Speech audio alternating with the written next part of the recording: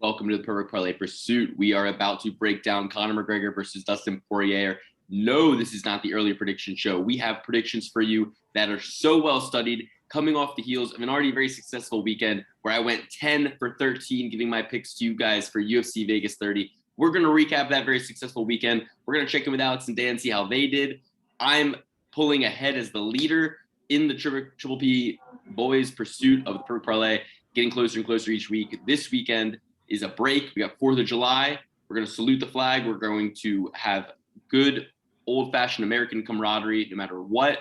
But we're going to give you our picks early so we can beat these lines. We're going to give you the UFC 264 picks for Conor McGregor versus Dustin Poirier 3. And guys, I'm telling you, these are not early predictions. I'm so well studied. I went through them. I did my 5-star system, my 5-star criteria based on strength of schedule, age, height and reach, activity, and style. I broke it down inch by inch, metric by metric. I analyzed all the fights. You'll see, I even have the receipts, guys. I have my notes, and I have at least 4 locks for you. But before we get to that, let's check in with Dan and Alex. Let's see how they did for UFC Vegas 30. I was away. I was at a funeral. I'm pulling the funeral card, even though I said I would still watch the fights. And I was watching them in between. I was sneaking away and watching some fights. I saw a few. And then I watched the highlights. So we'll get into our breakdown. We'll make it quick, but I went 10 out of 13. Dan, Alex, how did you guys do for UFC Vegas 30? How are you doing? I mean, same boat as Dan over here, 7 for 13. I mean, if you want to call pulling ahead in the Triple P Boys Pursuit, then you might as well tell them that you're just nipping at my heels and we are just now finally tied. There's no pulling ahead in a tie. We do have the same record now, but he is just catching up. He's just getting to the tip of the iceberg. I have much more to go, believe me. I believe you. You're 56%. We're accurate as fuck going into year 2. We are very early into year 2, so once this stabilizes, I believe we'll be well above 60% as the days go by. Dan, how are you doing coming off the heels of UFC Vegas 30? Fantastic. It's the most wonderful time of the year with UFC 264, a Conor McGregor fight just around the corner, right after probably the best holiday of the year, the 4th of July. Went 7 for 6 last week. Not going to win any money with a record like that. I apologize to you folks. And the last thing I just want to point out, dedication on the part of Lukey. Watching fights at a funeral, that might be a first. Good for you, Lukey. Love the dedication. The funeral was on Sunday. I had a little bit of time. I had a little breathing room, and there was some motel action, some naps in between. While others were napping, I was watching. I caught a few. I caught the first one at least. I was in the car on the way, watching that one on my phone. Shout out to ESPN Plus, man. I was going through the sticks. I still found some time to stream some Medeiros action. It was a good fight. You took a beating. Wait. So you're in the same position Dan was the week before, where he had an obligation on a Sunday and you missed fights on a Saturday? Like, I don't necessarily get it, you know? Bro, I was traveling. I had a 7.5-hour transit through trains, planes, and automobiles, getting where I needed to go. Like I said, going through the sticks. At any time when I had service, at any time when I had downtime, I was watching these fights. When I was kissing hands, shaking babies, yeah, I put the fucking phone away because I'm not a fucking weirdo. But I watched a lot of highlights. Like I said, I definitely saw my boy Medeiros go down. It was sad to see. His Hawaiian heart kept him in there. He took a beating more than he had to. I did look at Hadzovic as some guy with value, and I think I shouted him out when we did the Talking TUF show, Alex. I shouted out Hadzovic and gave a look there. I'd already placed some Medeiros bets. He was an underdog, and we didn't pick a lot of underdogs, and not a lot of underdogs won when the dust settled. Only 2 underdogs won that evening, Valiev and Wells, and I called both of them. Those are the big standouts for me. I think that it was a pretty entertaining card from what seemed from my vantage point, but I'll let you guys kind of take it away. What stands out to you? By the way, one thing else I wanted to point out, these are the picks I isolated for the Discord channel instead. These are some of the ones I think are the biggest locks. And with Feely, obviously getting the no contest, he looked amazing. So other than that, though, you would have walked away with at least one underdog in Valiev coming away with those picks that I said were pretty much my locks, so to speak. What do you guys think? Start off at the top, Cyril Gane and Alexander Volkov. I mean, I don't know if Cyril Gane is really deserving of the interim title fight. It seemed like another boring fight to me. We're talking about heavyweight fights. I want to see a little bit more action. I don't want to see you, sticking behind a jab. But I probably should have seen that coming. I was big on the big Russian there. Gane definitely asserted himself in a dominant win. And besides that, I'll put my hat on Tanner Boser. shout out to all the Tanner Boza truthers out there. I am the president of that club. And, fence grab or no fence grab, really not a big deal. I hate when people get all esoteric about, in a real fight, there wouldn't be a fence. And they make it seem like these fights happen in wide open fields. Like, when does that happen? Fights happen in places. You grab things, you stand up. It's perfectly fine and perfectly legitimate pick on my end. The fence grab was absolute crap, garbage. OSP was controlling, holding. OSP, I'm the biggest OSP truther. I've always taken OSP every single fight, even in this one. And yeah, so what if his jaw is as weak as Andrei Arlovsky's was against Fedor Emelianenko? I'm still pulling for him. If he's pulling against these young guys who lose to old men like Andrei Arlovsky and Ilir Latifi, I'm gonna go SP every time. And another thing, Cyril Gane. What do we value more, fellas? Do we value Derek Lewis's 2-round beatdown that he received from Volkov and then finished it with a knockout in the last 10 seconds? Or do we value more Cyril Gane playing like he's Floyd Mayweather for 5 rounds? I don't like it. I don't support it. This is a heavyweight fight. We need to see some bangers. Yeah, I caught some highlights of the fight. Cyril Gane, he's a problem. He's a lot to deal with for any heavyweight. He moves like a light heavyweight.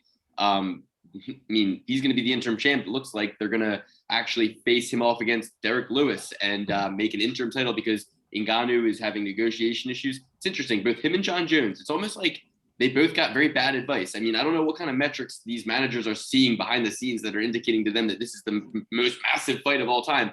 But let's be real, guys. Nate Diaz versus Leon Edwards did 600,000 buys. You have to really get Nate Diaz in there with a star to push over 1 million. It's very rare to get over 1 million nowadays. So for these managers to get in the way over contracts that have already been signed, guys, these contracts have already been signed, and now we got 2 stars sitting out, Ngannou and John Jones, and we got 2 stars in the making. Well, 1 established star in Derek Lewis and 1 star in the making in Cyril Gane coming in for the interim title that's going to be taking place shortly, I guess.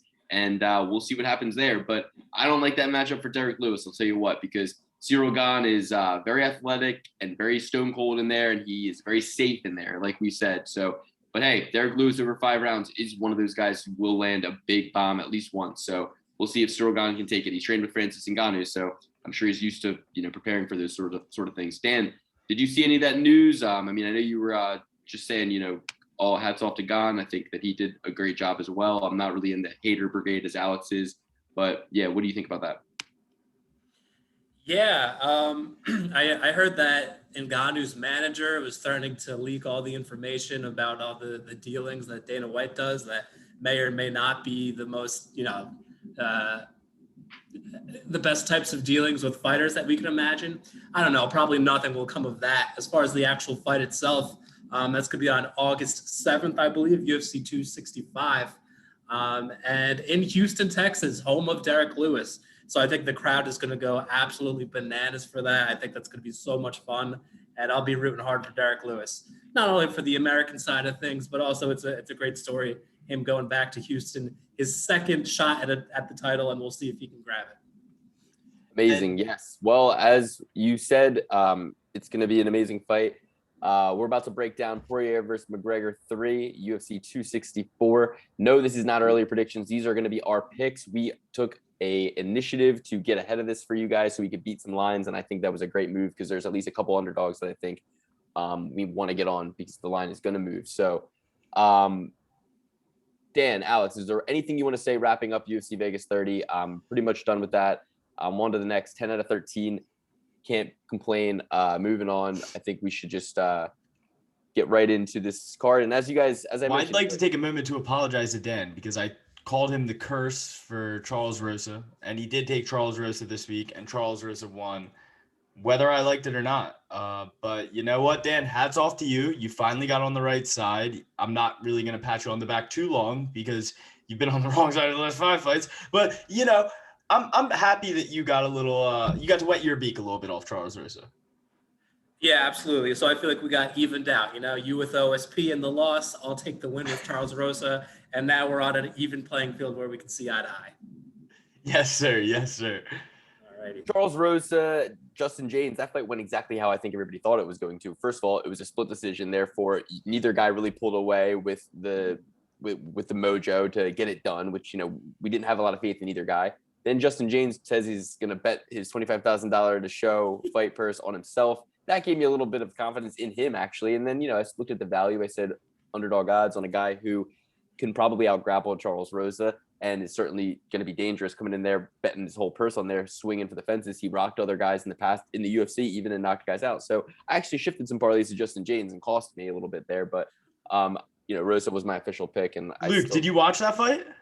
No, I didn't really get to see that one. So if you did, you would know that Justin James did rock him in the third round and then went for a takedown, because that's the best thing to do. And you have a man on the ropes, with the strikes. Best thing to do is go for a takedown, get guillotined. Honestly, ask your coach. He'll probably tell you the same thing. Well, yeah, that's sad. He should have went for the takedown in the first round, it seems. Maybe that would have secured the victory a little bit better, and then he could have still rocked him in the third. Would have been great. Great little cap of the night. All right, well, as I said, I broke down the entire card using my 5-star criteria system based on strength of schedule, activity, style, age, height, and reach. So I'm ready to go. I got everything ready. I got my notes ready. Dan, Alex, I'll let you guys decide. We'll make a majority of it. Are we starting at the top of the card this week? We're starting at the bottom of the card this week. I say bottom. I say bottom too. Let's start at the bottom. It's a big main event. It's a giant main event. But once again, we're glossing over such an amazing fight. Kennedy and Chukwui was getting his ass kicked for 2.5 rounds and then knocked the guy dead. Like, it was absolutely beautiful. Another spark in the night. It was honestly a great card. This was amazing start to finish. The Yancy Medeiros fight was all-out war the entire time. And then Kennedy and Chukwui comes out with a knockout out of his ass, out of nowhere. It was beautiful.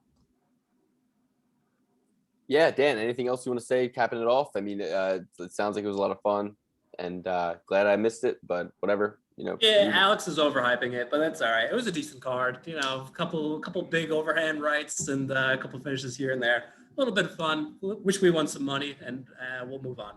Yep, free TV, can't beat it. All right, moving on. UFC 264, guys. We're going to start at the very, very bottom. And I'll admit, of all the fights that I took very significant notes on, this is one where you got a guy who's 3-2 and a guy who's 8-2. So completely unranked light heavyweight versus, top 120 middleweight. Not much to say about either guy in terms of data, but it does get better from here, everybody. But we're going to start this uphill battle with two fighters that none of you have heard of, and neither have we probably. But I did do a little peek into both these guys.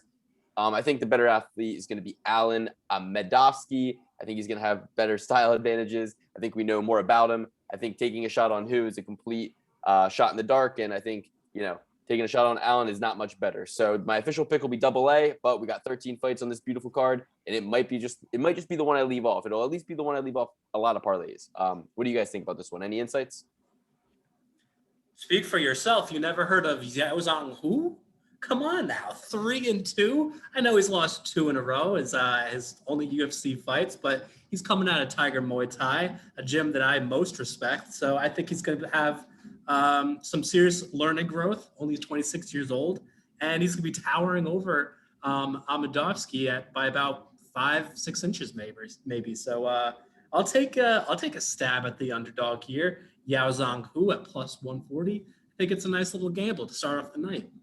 Are you telling me that this guy's striking coach is the Rafael Fiziev? Oh, yeah. I might have to rethink my pick, guys. I'll let you know at the end of the episode. Ooh, both of these guys share a loss to Tai Tuivasa. Ooh. Oh, no, never mind. Coulter does, who did fight and defeated him. This is a tough fight because, although I want to go with Allen because he has more experience, his losses are the White Mike Tyson and Jotko. So neither of those guys have really showed me too much in the UFC, especially not the White Mike Tyson.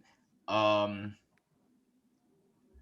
still going to go with Amedovsky here just because of the experience. He has more fights. This other guy, he got pushed in the UFC after going 3-0. That might have been a little too rushed. I think Amedovsky will be able to put it together. And let me mention that Rashad Coulter fought this guy at UFC 141. That was in 2018. Sure, it was late 2018. But again, it's like what I said before. It's not much better over on this end with 2019 at least it was late in 2019, right? In September, his fight against John Phillips. So this one's a no bet, guys. If you look at the odds, you're going to see that Allen comes in at -177. I think that's too high. Yang Zhonghu comes in at +140. I think that's too low, right? I mean, what do you? It's like I don't agree with either of them. But seeing that Hu trains with Rafael Fiziev is very interesting. Seeing that he's at the gym, I want to look more into the involvement. I want to check his Instagram. I want to see if that's accurate. I want to see if that's where he's active, how he's preparing. I still don't like that he hasn't been very active. I think this other guy comes in ready to go. Close fight probably, but activity is the story of the second fight with Conor McGregor and Dustin Poirier. That's where the biggest takeaway that McGregor had was I wasn't active enough, right? So I think that might be the story again here, and we'll see what happens. But like I said, got a lot more information on these other fights. Like this one, for example, Zhalgas Zhumagulov, some guy we liked to break down during the quarantine, tell you about his fights that he had coming up, and some of them got fizzled out. Some of them he actually had. We enjoyed breaking him down a lot, though. I remember Double Z. He's taking on Jerome Rivera. Now, this fight, Zhalgas, what do you guys think about this one? I'll get to my stuff at the end, but I'll let Dan go first here. Yeah, well, right off the bat, the odds are pretty crazy. Double Z, Zhalgas Zhumagulov coming in at -375, according to Tapology. I don't know if that's the same with DraftKings, but I do consider him the favorite. I think that's just a heavy price tag. I've seen almost nothing out of Jerome Rivera in his 3 UFC fights. Zhalgas hasn't had much success as far as actually getting some wins here, but at least he's aggressive. He shows up to fight. Whereas Jerome, he just seems like a fragile dude, really frail. Of course, he's going to have a big height advantage of about half a foot. He's fought 20 pounds heavier than Zhalgas has in the past, but all the same, I think as long as Zhalgas still brings his A game, is aggressive, and backs Jerome Rivera up, I don't see much return firepower. So I'll take Double Z, but not a fan of the price tag. Yeah, couldn't have said it better. I think this is a David versus Goliath matchup. A guy who's way smaller, undersized, a guy who's been in a weight class or 2 above. And I'm going to take Zhalgas here. Although he's on a 3-fight slump, you got to look at these guys. Tyson Nam was on a tear when he did that. This Davison's Figueiredo's older brother. And then Ode Osborne, who was supposed to be the newest thing since sliced bread when he first came about. This guy's been a lot more active. Oh, wait, that's Jerome Rivera. My fault. I'll take Jerome Rivera. Looking at his Tapology, by mistake, thought it was Double Z. Triple Z if you count the Zaka. All right, well, they split it 1-1. I'm going to side with Alex on this one, and here's why. Jerome Rivera, baby. He's 26 years old, okay? Now, I took a look into some statistics because I was like, how can I improve? How can I be better? So let me look at some stats, right? Jerome Rivera, he's 26, right? That's a 6-year age advantage over Zaka, who's 32. Now, what does that mean? Well, when a fighter has a 5-year advantage in terms of age, when the younger fighter beats the older fighter 62% of the time. Did you guys know that? 62% of the time, the younger fighter beats the older fighter when they have a 5-year age increase. Now, Alex, if you're walking through the casino and you see a roulette table, and one of those numbers on the roulette wheel offers you a 62% odds, what are you going to put your money on? That one. Okay, so Rivera also has a 6.5-inch reach advantage. Now, the average reach advantage for the weight class that Rivera normally competes at featherweight is 72.5 inches. That means that his reach is 72.5 inches. The average is 70.6 inches. So he's got a 2-inch advantage over most 145ers. He's used to having that advantage. Whereas Zhalgas, he's 5'4", got a 66-inch reach advantage. That's under even the flyweight average of 67.5. So Zhalgas is, not impressive in terms of reach, even for a flyweight. I don't know what weight class this fight's taking place. This says flyweight. If that's true, I'm even more psyched with Zhalgas having to take the dramatic weight cut all the way down there at such an old age for the weight class. Even though that is, I think, on average, I think it's 31 for flyweight. But ultimately, I'm going to go with the guy with the youth advantage. I'm going to go with the guy with the height advantage. To me, that's a plus 265 dog lock. Give me Rivera all day long. And I cashed the only 2 dogs that won last weekend in terms of Mr. Guys, Valiev. out here. Timur Valiev and Wells, Jeremiah Wells. So I cashed both those last weekend. I'm sniffing out our young boy Rivera this week. All right, let's move on to the next fight. I would actually like to see the weigh-ins on this one for sure, because if he's cutting from that high, going to 125, I want to see how he looks on the scale. I agree. But he's 26. I mean, 26-year-old, you can do that. You can do that at 26. I could probably do that at 28. So, Omari Akhmedov, he's taking on Brad Tavares. Now, this is another one that I don't really like this one as much. You got a 33-year-old in Omari Akhmedov, the Wolverine. His only bad spot recently, Chris Weidman in 2020. That was last August, a year ago, a little less than a year ago. But then he came back and bounced back against a very tough Tom Breeze, arm triangle him in the second round. That was in 2021. So no moss gathering on Mr. Akhmedov. Brad Tavares, meanwhile, he fought in 2021 as well. He got a unanimous decision win against Shoeface Antonio Carlos Jr., who we love, Cara de Sapito, very, very much on this podcast. So Mr. Tavares coming in, no spring chicken himself, 33, but coming off a win himself. Tough fight to call. What do you guys think about this one? Alex, take us away. Yeah, the win over Shoeface was impressive. I didn't think Brad Tavares would be able to keep him off him. I thought that Shoeface would be able to get him to the ground and submit him like he has a lot of his opponents. But I'm going with Omari Akhmedov on this one. He was on a tear before he lost to Chris Weidman. And that was a pretty even fight in the first round or two, I would say. And then Chris Weidman really pulled away. But he has wins over guys like Ian Heinz, Tom Breeze, a majority draw with Marvin Vittori. Like he beat Abdul Razak Al-Hassan. So I got to give it to Omari Akhmedov here. I think that he's going to be able to take this to the ground, really push the pace, and impose his will on Brad Tavares. I'm going to take the opposite stance here, take Brad Tavares at minus 170. I don't like about Tavares his power. I think he's only had one knockout in a pretty long career. But at the same time, the opponent that he's going up against, Omari Akhmedov, his striking is very plotty, pretty sloppy, and he doesn't even throw with too much power as well. So as long as Tavares can utilize his footwork, which I think he does pretty well, he should have an advantage on the feet. As far as taking it to the mat, which is one of Akhmedov's go-to moves, he's going to be stifled, I believe, by Tavares, who's coming in with a 80% takedown defense, just about. So that takedown defense is going to be key in the fight. I think Tavares, only 33 years old, still got a couple good fights left. Definitely on the 5-star system has the experience advantage. Actually, you know what? Akhmedov has some good experience as well, but Tavares has some names on that resume. So I'm going to take Tavares at minus 170. As you can see, I originally gave strength of schedule to Akhmedov. I said activity was about even, height and reach even, age even, style. I said Akhmedov just because of the wrestling, and Tavares coming from that kind of New Zealand background. I mean, he lost to Edmund Shabazian. He probably kept that one in a striking contest. So, but it just shows me he didn't have a tool to get him out of there. Whereas, a Derek Brunson did. Who did he just fight? I'm sorry, the Jack Hermanson. Jack Hermanson did, and Akhmedov would have, right? I think Akhmedov would have got Shabazian to the ground. I think Weidman peaked for that fight. That was one of his last stands, and since then, I think he's looked really good. Even going into the Uriah Hall fight, a lot of people, Anthony Smith, talked about how great he looked training. So I give him a forgiveness for the Chris Weidman loss. It was a close fight. That third round came down to it. I definitely could see this being a greasy fight, a split decision. I'm inclining to agree with Bittman on this one. I have better looks on this card. There's 13 fights. This one won't be in a ton of my parlays, but I'll go dog or pass on the ones that I do include it.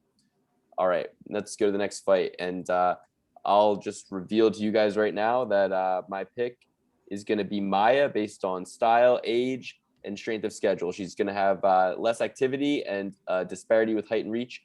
But being the jiu-jitsu carrier she is, I think she gets the fight to the ground. And I think Maya, I lean slightly with her this fight. It's a lady fight, so it's going to be at the bottom of all my parlays, literally dead last. I'll show you that later, how they break down. But yeah, for me, it's Maya. What do you guys think? Anything interesting to say about this one? I couldn't agree more. I'm going with Jennifer Maya. Rare that she's the younger woman in a fight, and especially against an Ohio idiot like Jessica I hate Ohio. I hate everybody from Ohio, and anybody from Ohio that wants to talk about it, come see me. But yeah, couldn't roll with Jennifer Maya more. Dan, what do you think?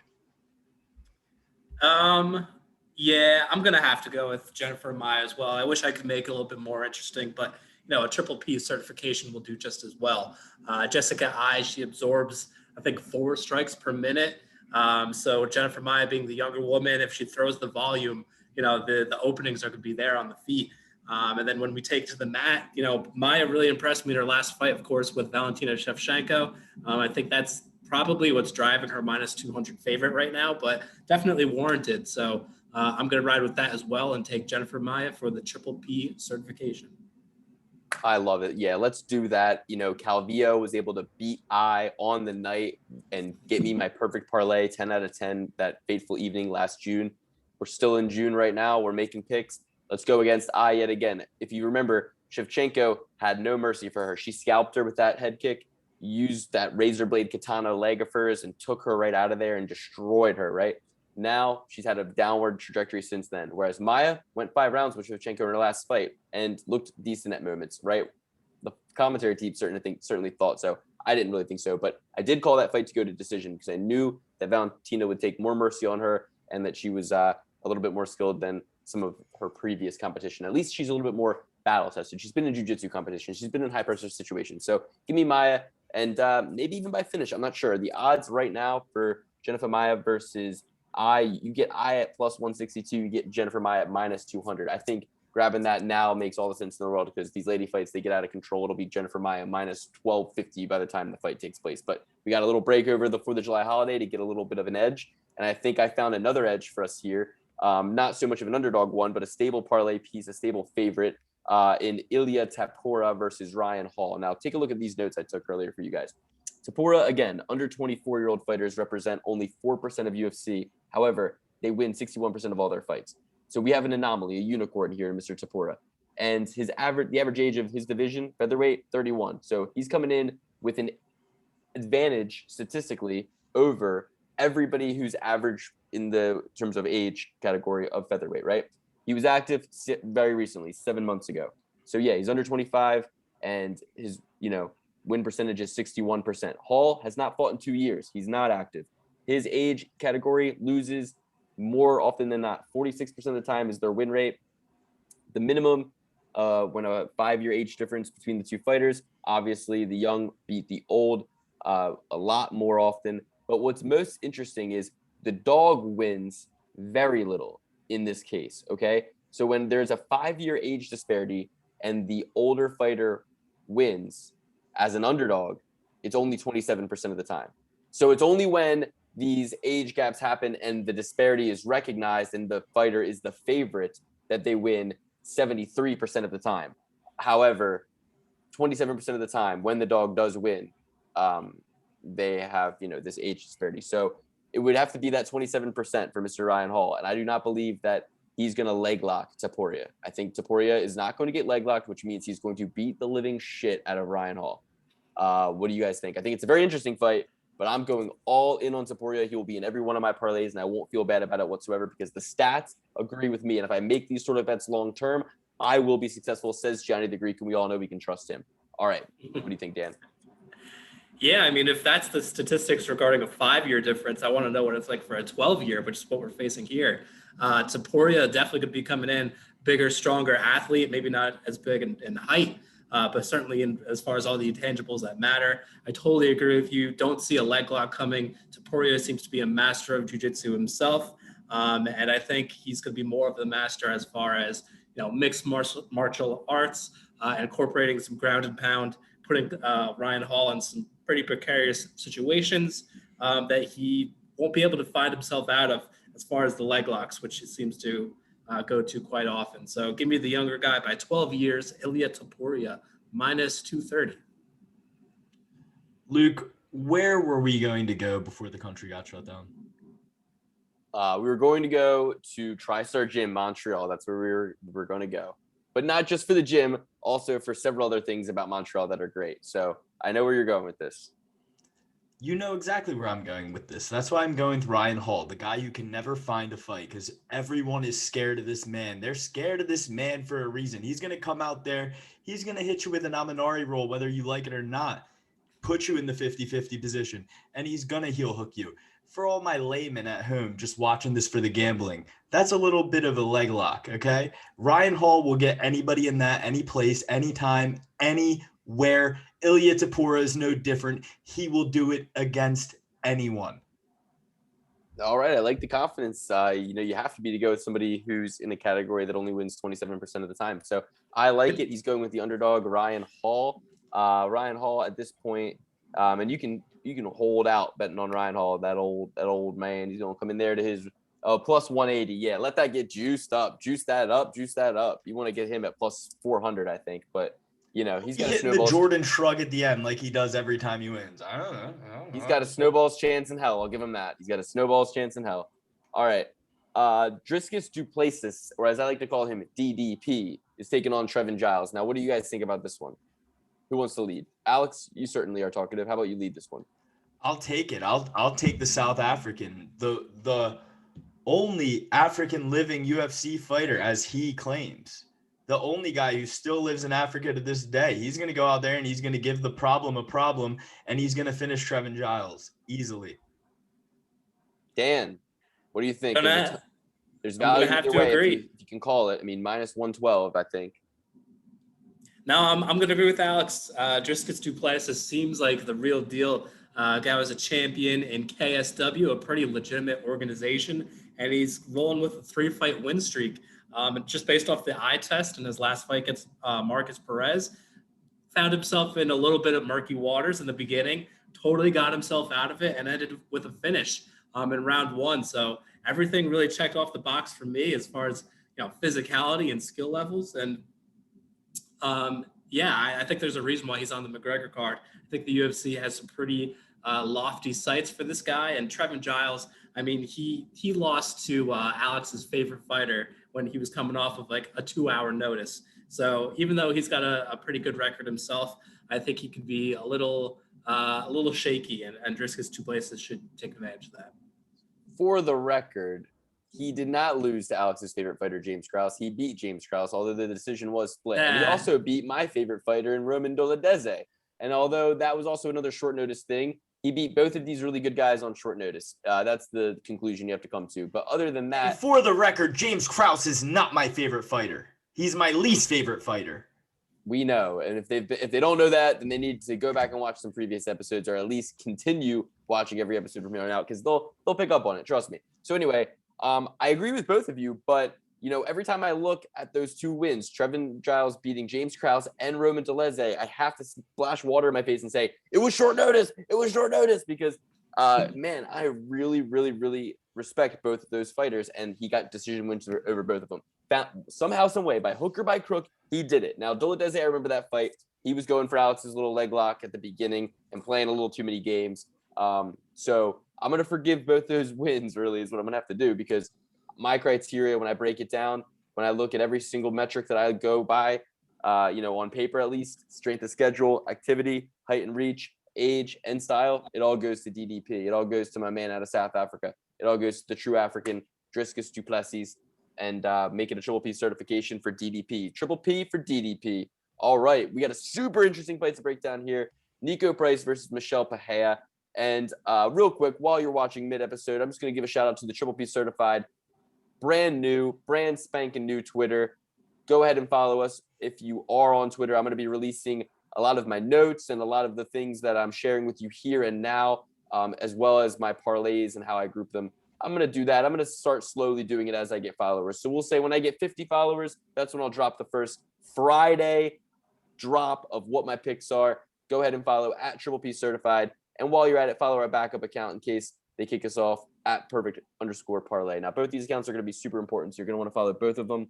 And, we stayed off Twitter because we don't like liberal bullshit or liberal propaganda. So that's why we stayed off, but they told us we have to be on Twitter. So we're going to go on Twitter now, and we're going to just start building up this Twitter. So thank you very much. If you can help us out, that would be very appreciated. But for now, we are going to break down Nico Price versus Michel Pereira. And as you can see, I got some stars next to Pereira's name, so you already know which direction I'm leading. What do you guys think? I don't think I know what direction you're heading. I'm going to take Michel Pereira, though. This is a fight where there's so much chaos involved when you picture it in your mind's eye. You need a little bit of statistical information to kind of, make it a little more clear. What I'm looking at is Nico Price having almost 6 strikes landed per minute, which is astronomically high, especially when you're going up against a guy with the strength of Michel Pereira. So with that being said, knowing that Pereira comes in there with a much better defensive mindset, even though he could be obviously crazy himself, and there's obviously going to be so many crazy, chaotic moments of this fight, I think Pereira actually, when we look at the statistics, is the safer fighter, throws some bigger bombs, and I think that's what's going to happen on Saturday nights.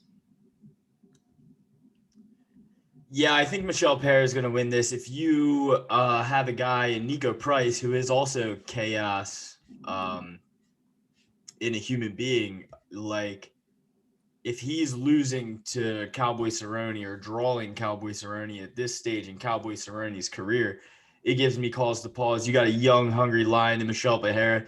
He might hit a couple backflips. The only thing I'm worried about is a stray fist coming from the bottom from Nico Price. But other than that, I think Michelle Pereira wins this hands down. Making a triple P certification, Michelle Pereira, I have stars all over him. I think that he has the advantage in every single area except a slight disadvantage in terms of height and reach. But that's really only an advantage if you can close the distance and if you can not gas out. And with Nico's volume, I think he gasses out, or at least he gets it to an even point. You know, the worst we've seen of Michelle Pereira, he gassed out. But if you notice what's going on in baseball with the foreign substances, I think we might be able to make a case that Michelle Pereira got hit with a tranquilizer dart in some of his fights because he's lost to competition, especially Tristan Connolly, guys from Canada that just should not have been able to cut it with this 27-year-old stud. We saw it in that Chaos Williams fight. He rose to the occasion. He's been coming out there lately and rising into the occasion. I think maturing, getting a lot of maturity. So give me Michelle Pereira all day long in this one. Like I said, if you look at the criteria, it's a no-brainer. But yeah, at the odds that he's batting at right now, minus 177, I love it. I love it. I love it.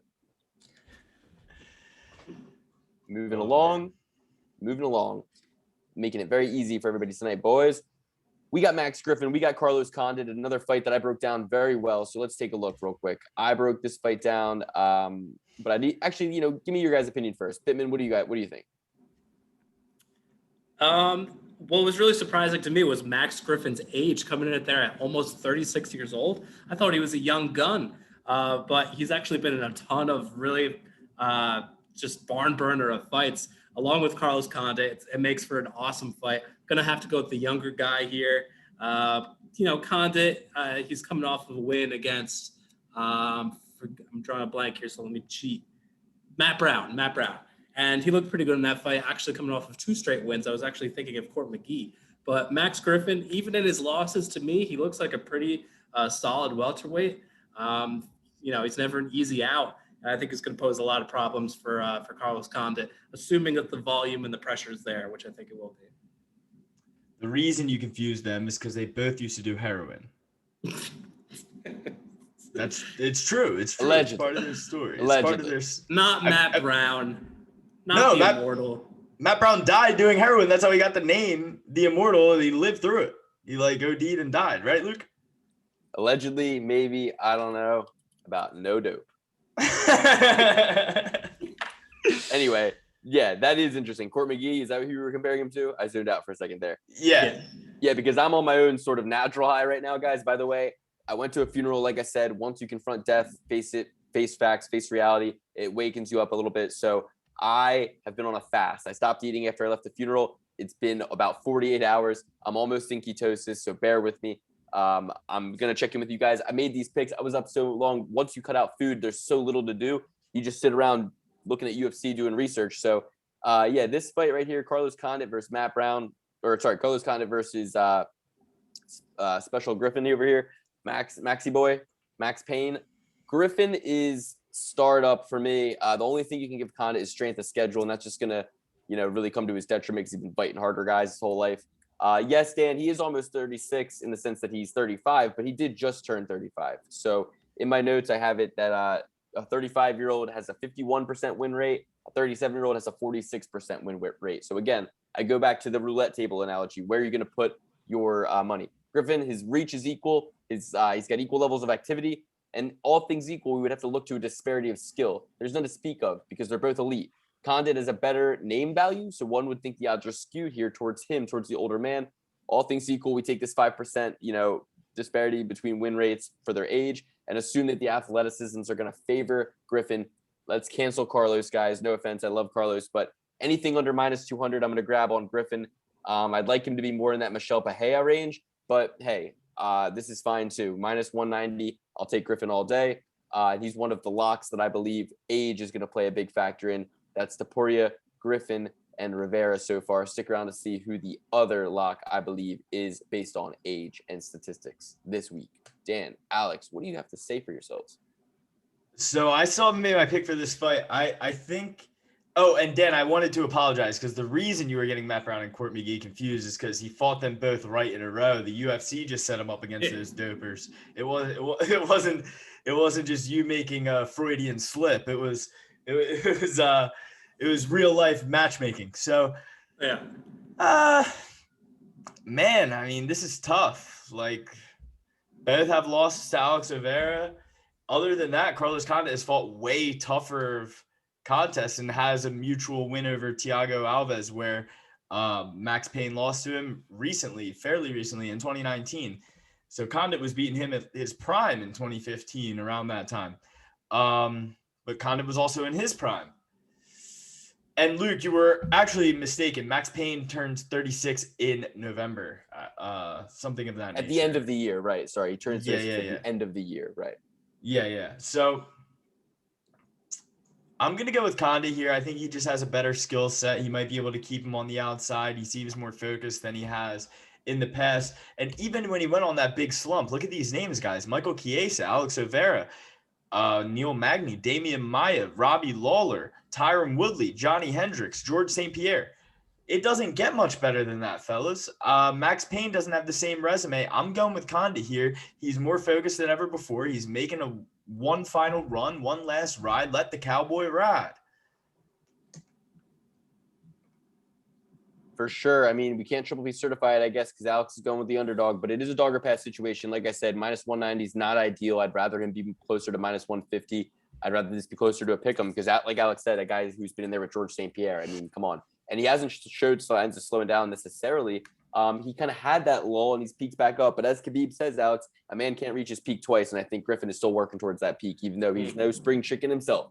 Of the 4 locks I have, that one is the third one I've given out. And it's the least confident one of the 4, in my opinion. I got Poirier in a much better situation with such a bigger age disparity. I'd like Griffin to be a little bit younger in this situation, but alas, he is not. So let's break down Irene Aldana versus Yana Kunitskaya, a lady fight. We'll get through it pretty quick. It's going to be at the bottom of most of my parlays.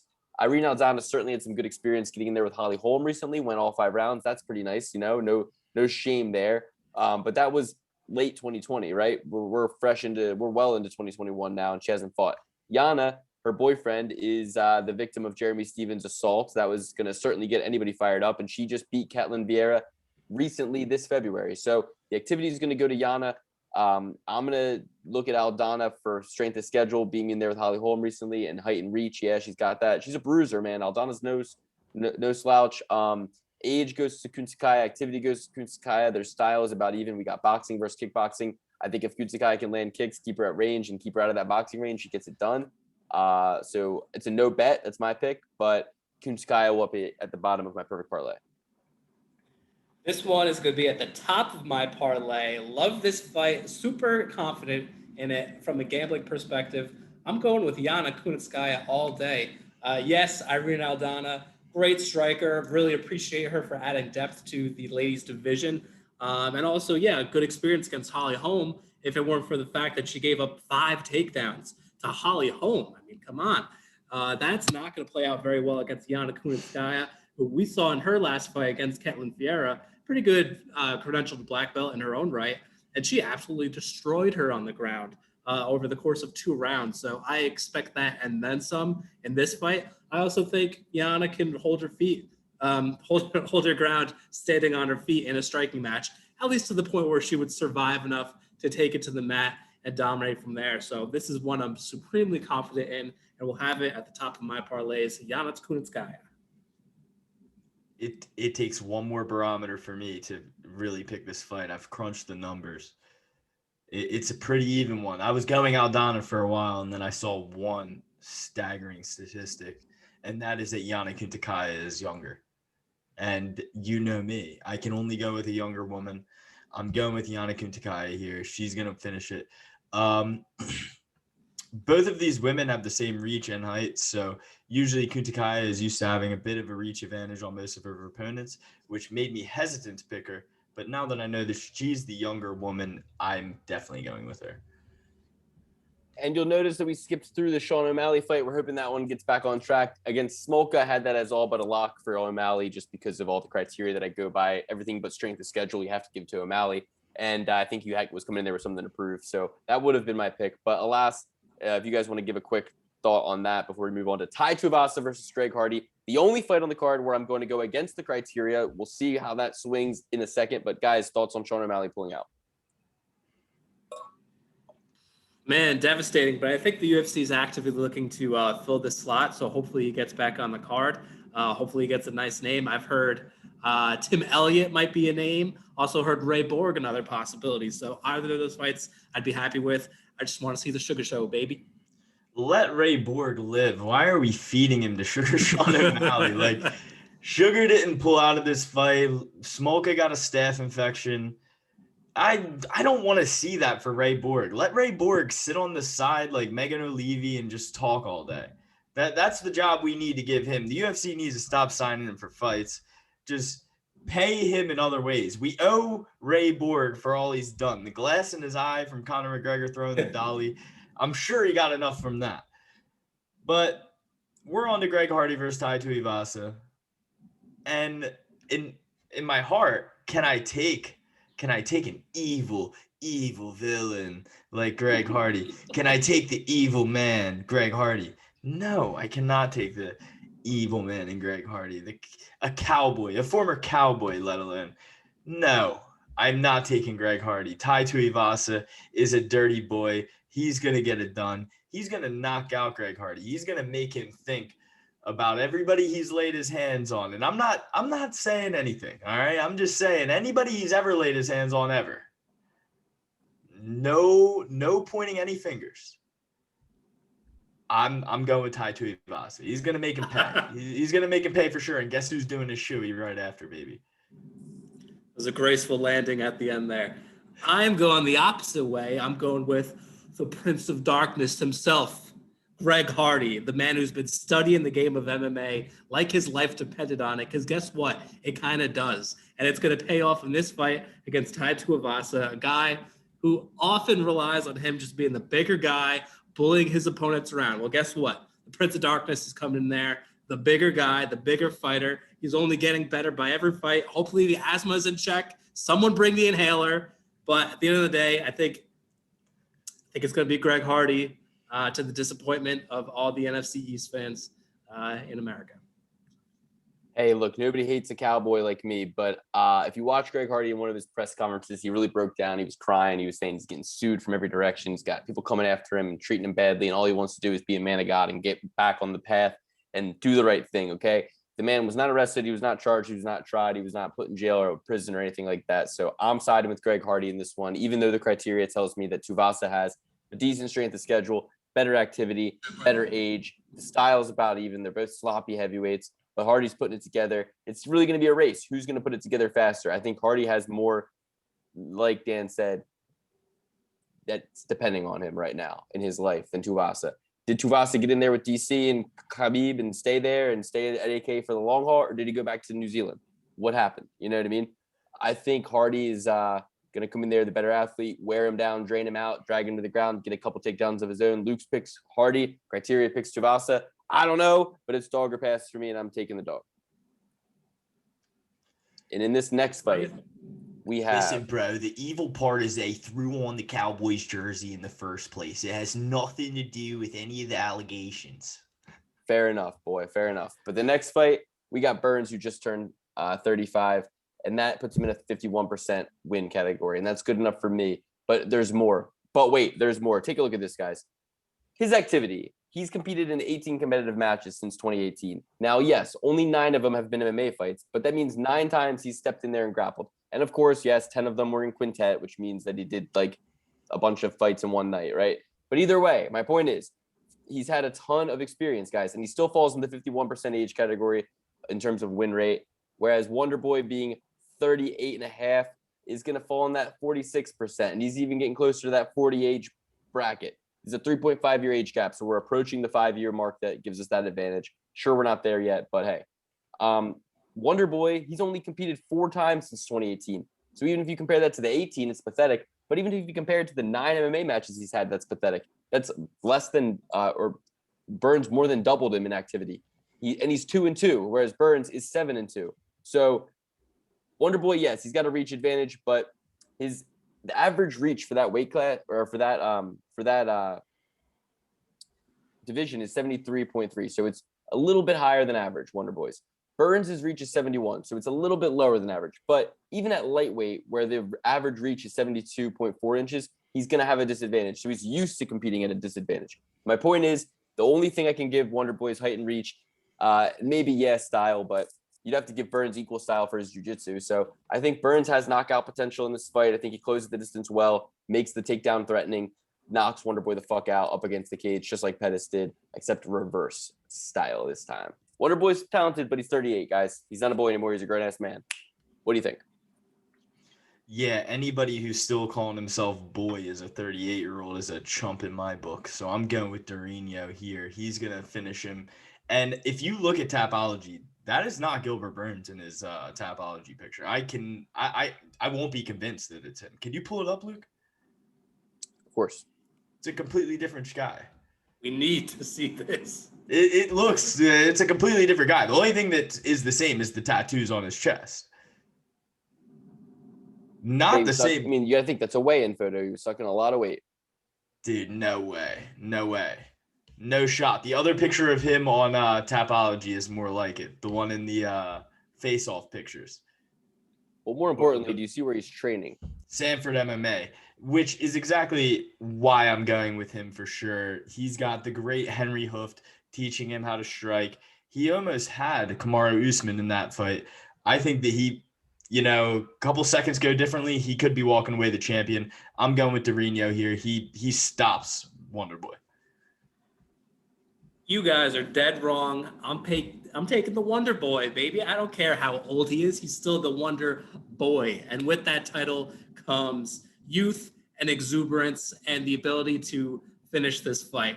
I do not see Gilbert Burns being able to penetrate Wonder Boy's snake-like, attack stance, ready to rock, sideways karate style. The kicks are coming from all angles. Won't be able to read it very well. I don't believe that Burns, he had that, 3 or 4 fight win streak where he got some good shots in there, but am I about to label him a striker to the level of Wonder Boy? No. And so with that, going to have to go with Stephen Wonderboy Thompson. I believe he's at minus 160. I think that's more than a fair price.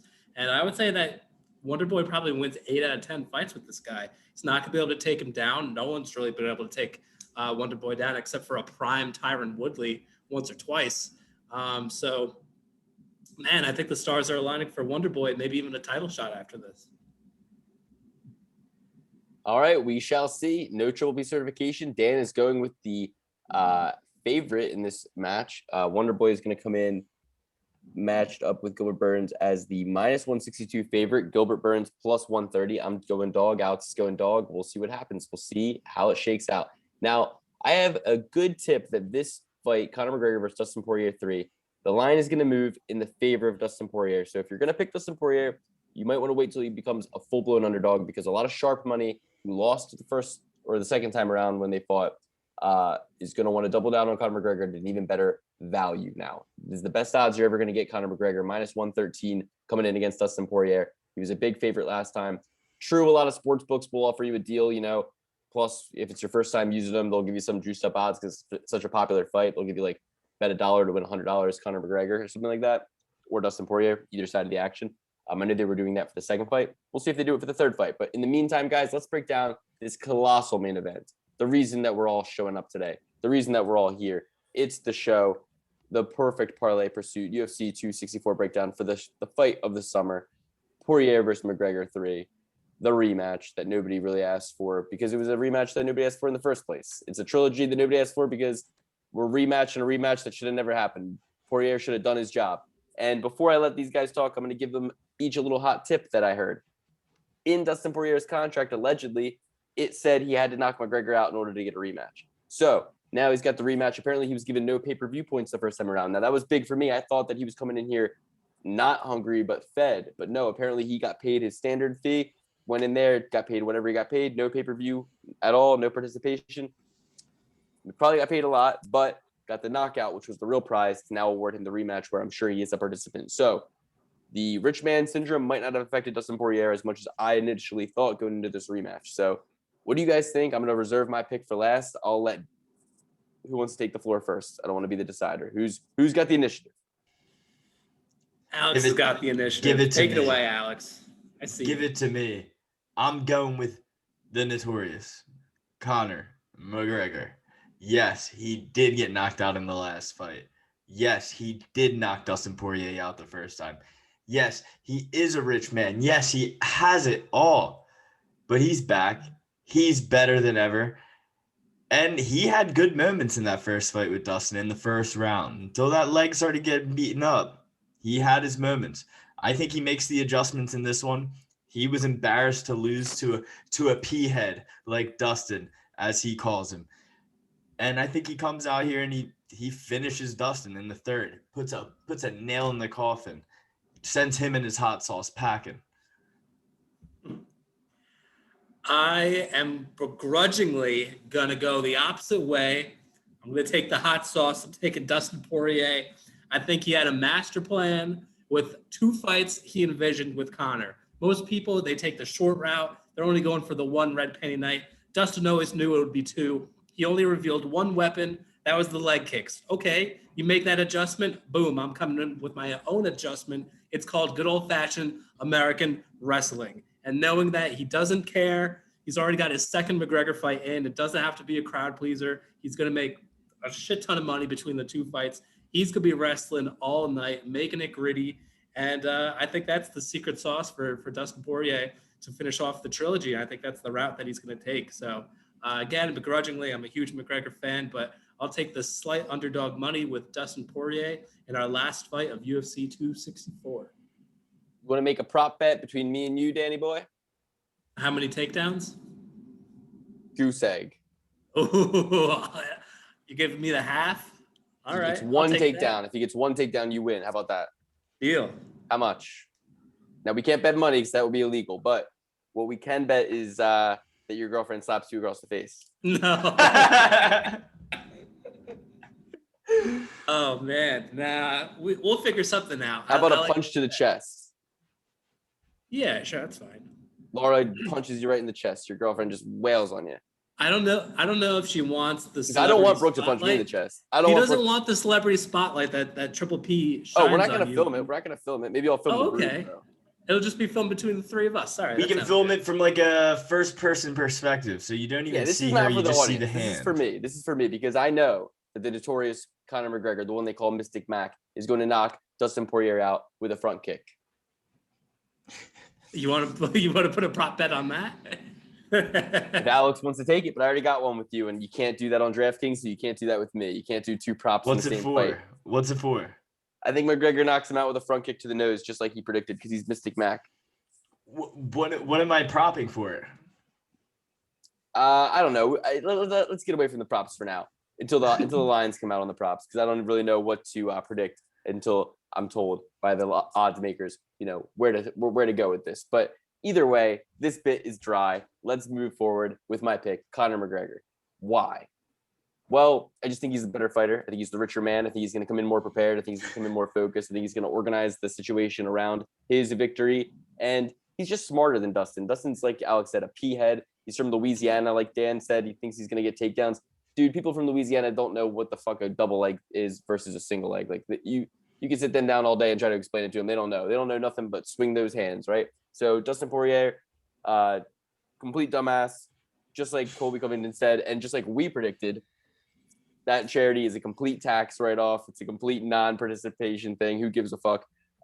Prove me wrong. Do a lot of good, Dustin. Who cares? It's like, all right, I win either way.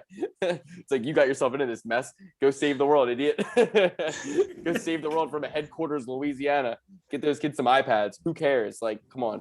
we should be getting the kids out of schools if you want to educate them instead of put them in the public indoctrination program where Rockefeller pretty much told you guys, I want to build a nation of workers, not a nation of thinkers. And Dana White wants to build a nation of workers too. That's why we got an interim heavyweight championship coming up. So get to work, boys. But Conor McGregor's done working, but he's not done living, and he hates the embarrassment that he suffered in that fight. And like Alex said, he had a lot of good moments. So could he lose this fight? Absolutely. Will I cash out a lot of parlays if I have any going into this fight, just so I can make sure I have a good night and Dustin Poirier doesn't spoil my night? Because damn, that would make it double as salty, just like if Chase Hooper spoiled it like he did last time and the time before that and every time.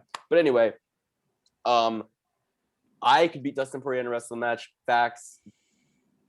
Even though I would have to go up in weight, I could still beat him, Dan. I guarantee you that.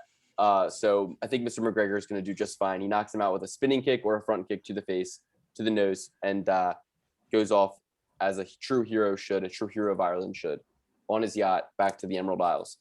All right, well, guys, let's showcase our full picks. As you see, mine are here. I'm going to pull them up on DraftKings, but if you want to see how I'm going to organize my parlays, I don't even need to pull up DraftKings. I can just show you the bottom of this document where I have already broken it all out for you. So we're going to do a parlay, a 3-fight parlay, Taporia, Griffin, and Burns. That's plus 1750. With Rivera, Taporia, Griffin, and Burns. 4-fight parlay. Those 4 are going to be plus 1750. $10 pays you 184. 30 pays you 554. So the 6-fight parlay that we're going to add on top of those 4 is going to be Amedovski and Pereira. I might switch Amedovski out, actually. I was thinking that he was going to be good against the guy but I forgot he has a lot of layoff too, so I might switch him out. The 8-fight parlay, I added McGregor and Hardy, and that juices it up considerably. And then finally, the 2 ladies at the end, Maya and Kuznitsky. Talking to these boys in Triple P certifying DDP, I think I might switch him out, put Dricus du Plessis in the place of Amedovski for my 6-fight parlay and forward from there. So that's how it works for me, boys. That's how it shakes out. These are all my things. This is not gambling advice. Odds are subject to change. This is entertainment purposes only. If you're an addict, go seek help. Call 1-800-GAMBLER. Boys, tell the people your picks. Alrighty, I will run down my my perfect parlay picks here. We're going to start off with Dustin Poirier. I actually got to switch it up here. I initially put McGregor just to have the favorite in there, see how it shook out, but we're switching it up. We're going with Dustin Poirier at minus 108. This is out of order, but we're going with Brad Tavares from there. Yana Kunitskaya, plus 110. Amazing odds on that fight. Max Griffin, minus 190. Yao Zhang Hu, Dricus du Plessis, Jennifer Maya, Ilya Tapuria, Greg Hardy, plus 115, like that dog play as well. Michelle Pereira, Zhalgas Zumagulov, and Stephen Wonderboy Thompson still kicking it at minus 162. For our standard $10 bet, we're going to be looking at $6,840.21 for your profit for the evening. Should be a fun night either way. If you want to see my other smaller parlays, don't forget to tune in to the Discord channel. If you want a juicy parlay, you know where to come. It's the Euro Under King right here, live and direct. I've got Conor McGregor, Omari Makhmedov, Carlos Condit, Dricus du Plessis, Jennifer Maya, Ryan Hall, Tai Tuivasa, Michelle Pereira, Gilbert Burns, Jerome Rivera, Alan Amedovski, and Yana Kunitskaya. $10, baby, gets you 65,000. What did you do wrong? I got Ryan Hall, baby. You got who? Ryan Hall. Ryan Hall. That's right.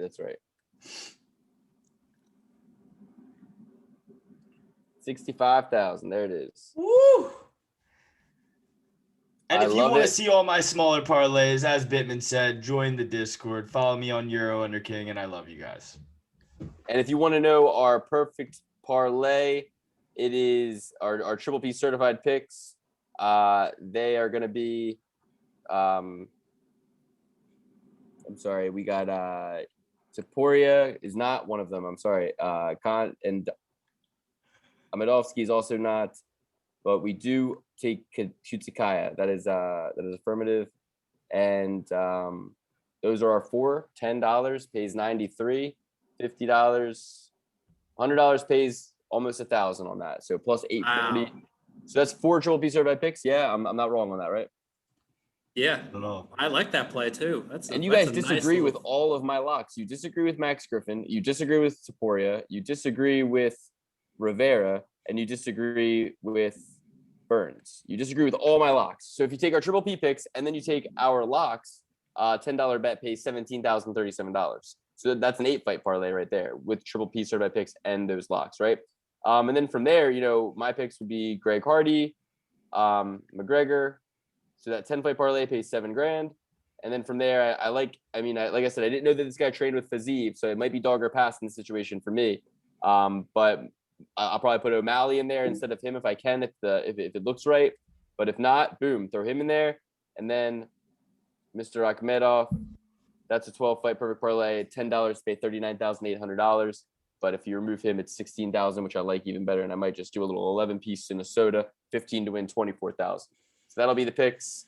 Take a look real quick. Go to the Discord the day of. If you want to see every open bet that we have placed, you go to that Discord, you join, you enjoy yourself. It's in the description box below. Please please subscribe, and appreciate the new look we gave the channel. We got a new profile picture. We got a new banner. So please give us a nice like and subscribe. And if you have one friend who likes UFC or gambling, send him the podcast. And then we can get to 816 subscribers. If every one of you, all 408 of you, just did that one time, we would have almost 1,000. We'd be almost to monetization, everybody, because we know we got those watch hours. So everything's going well. Thank you so much for joining us yet again on a triple P certified episode of Triple Parlay Pursuit. This is the perfect parlay, UFC 264 breakdown. Boys, tell them where to find you on Instagram, Alex, and sign off, Dan. Follow me at EuroWonderKing on Instagram. Follow Luke at PPP Certified on Instagram. And Twitter. Account. And Twitter. Follow us on Twitter as well. Other than that, join the Discord. You get a lot of exclusive parlays that we don't give out on the podcast. A lot of smaller leg ones that oftentimes win. Love you guys. Have a good night. As usual, you've been a tremendous audience. I will lead us out here. We all love you. From the Batman, Lukey Boy, Triple X, and the Euro Under King. Sayonara. We love you all, and we will see you post UFC 264. Perfect parlay pursuit. Enjoy the fights, everybody. Thank you. Happy 4th of July, baby. Happy 4th of July. Let freedom ring.